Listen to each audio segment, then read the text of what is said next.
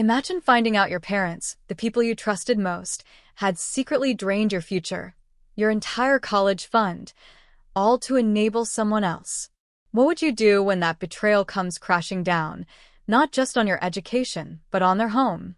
Because that's exactly what happened to me, and it changed everything. So for as long as I can remember, my younger sister, Vivi, and school just didn't mix. It wasn't just bad grades, she struggled. Really struggled. She failed high school not once, but twice, before finally graduating on her third try. She always had a hard time focusing, staying motivated. At first, she'd say she was dyslexic, but after a bunch of tests, that was ruled out. And that's when things really took a turn. With no more excuses, Vivi started acting out. She was caught smoking weed with older kids, skipping classes to go to parties. My parents were constantly getting calls from the school.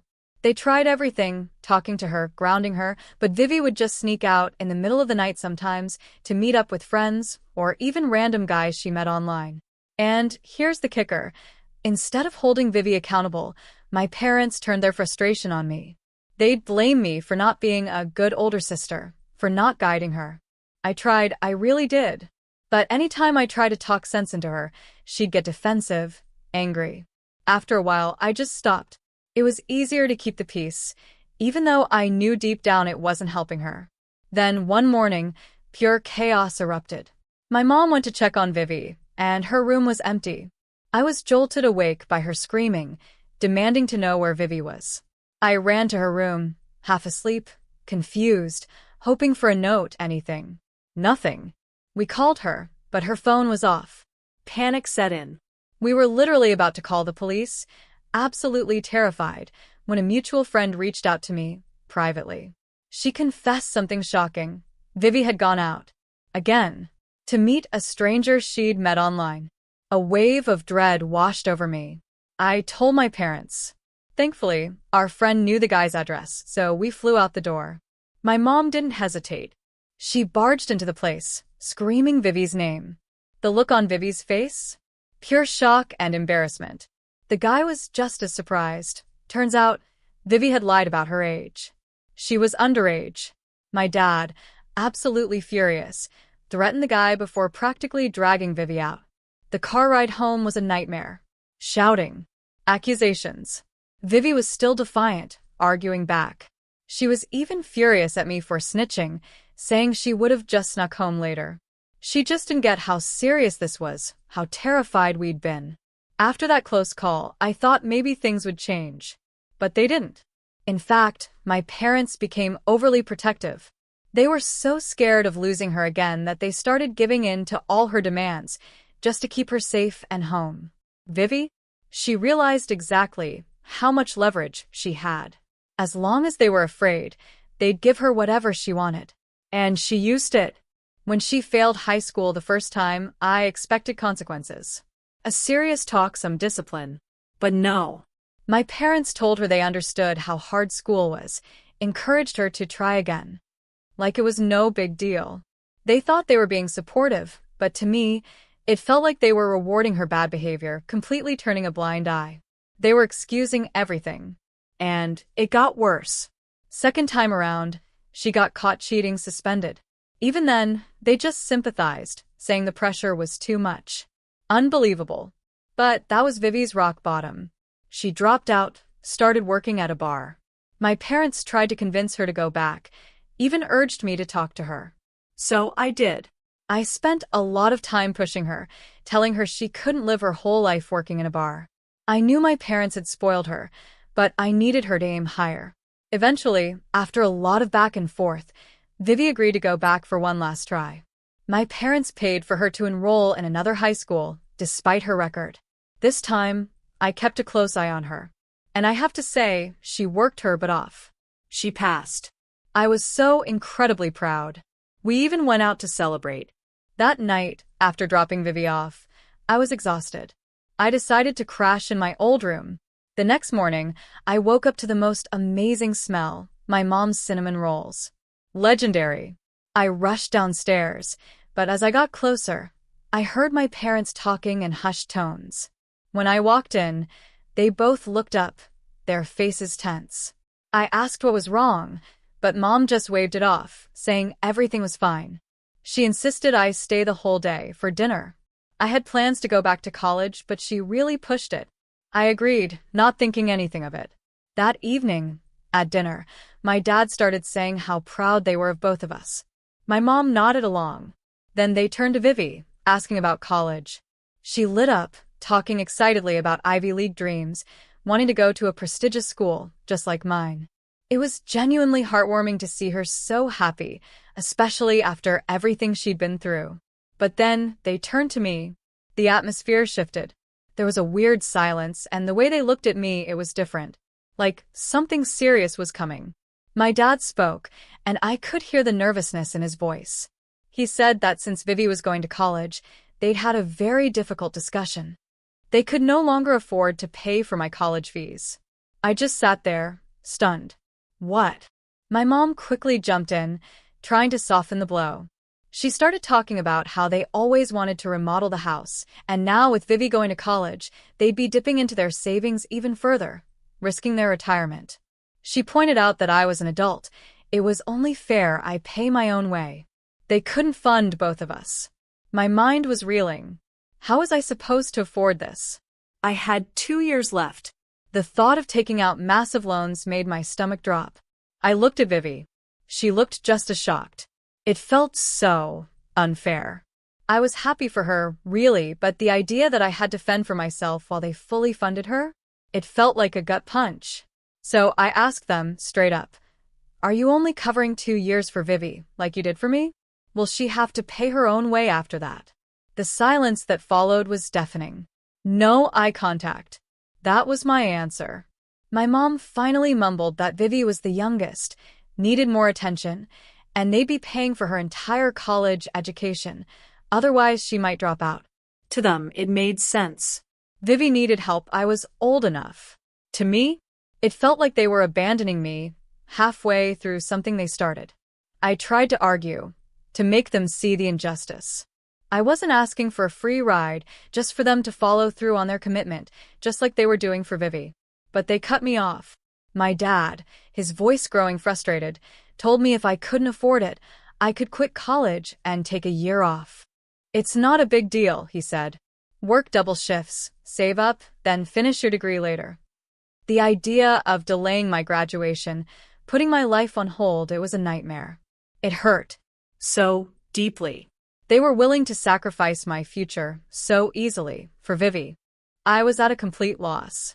Vivi, surprisingly, was as upset with them as I was. But I told her not to argue, worried they'd cut her off too. A few days later, Vivi actually gave me an idea. Reach out to our maternal grandparents. They're pretty well off, and we'd spent a lot of time with them growing up. So I took the bus, feeling like they were my last hope. They were thrilled to see me, so warm and welcoming, which just made me feel even guiltier about what I was really there for. After we settled in, I finally just laid it all out. Everything. How my parents were cutting me off, how I had no way to pay. I tried to stay composed, but it was hard. My heart was pounding. I asked if they could loan me the money. I promised I'd pay them back every single penny. It felt like crossing a line, asking for this, but I was desperate.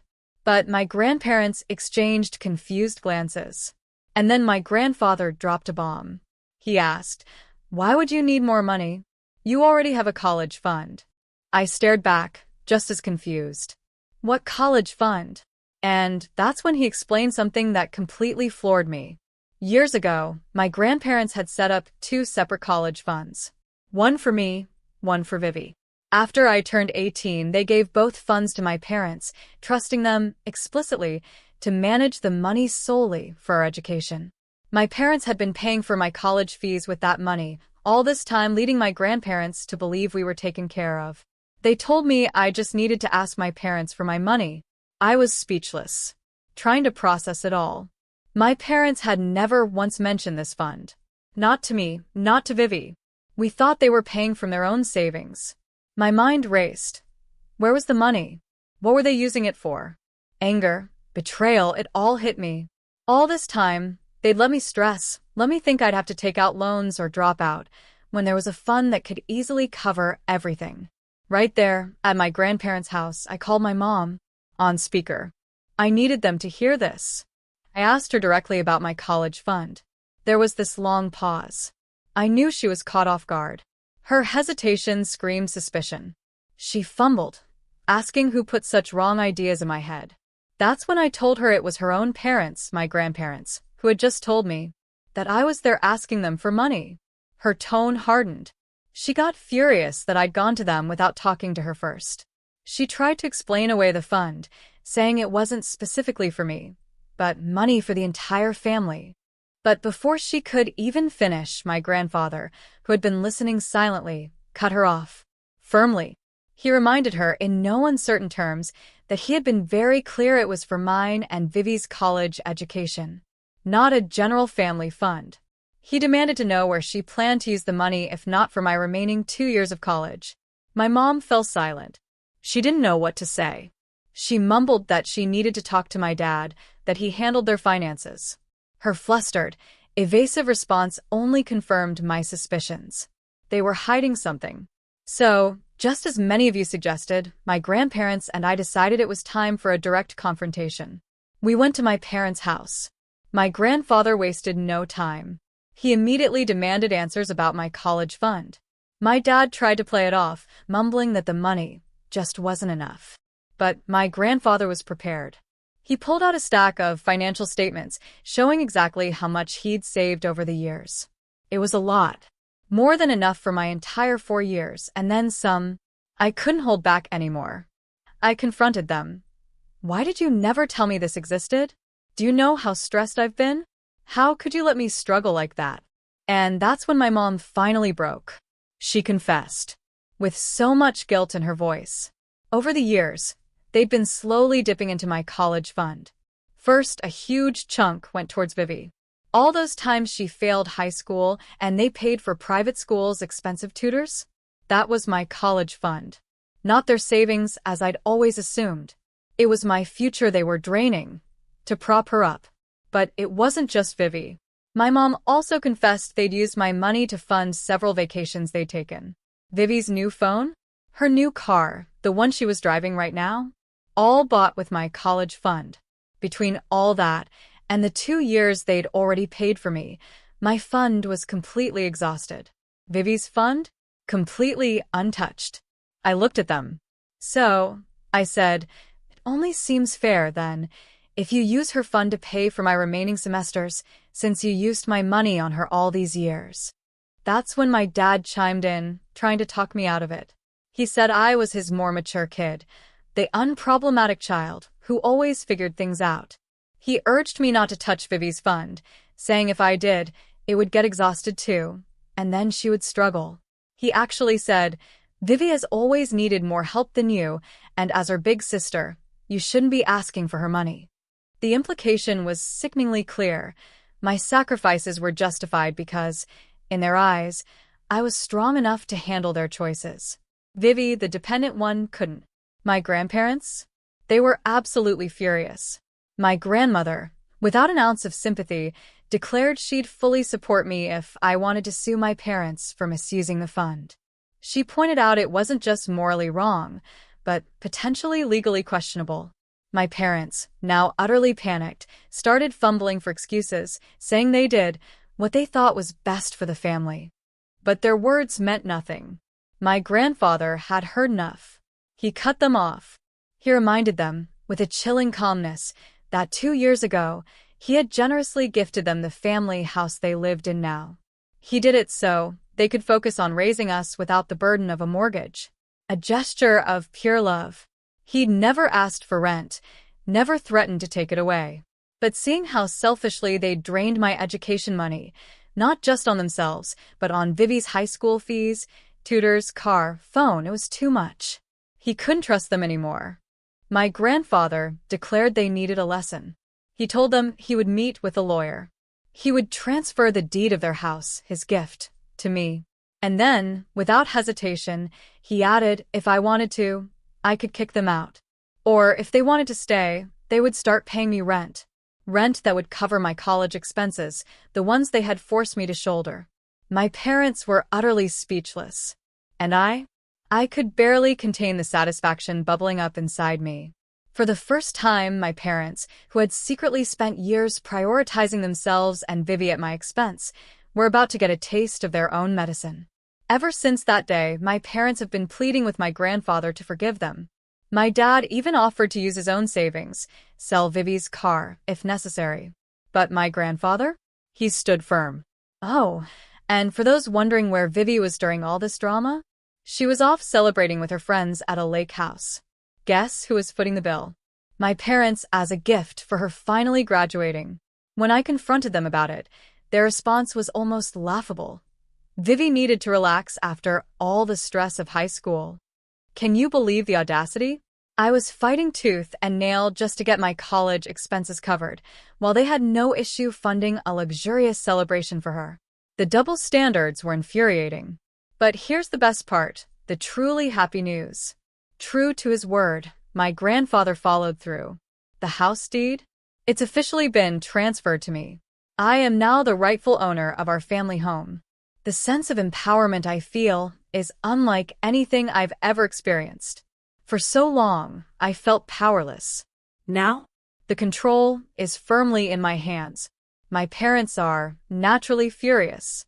They thought they could just stay there without consequences. Those days are over. I stood my ground. 2 options. Vacate the house within a month, or stay and start paying me rent next month.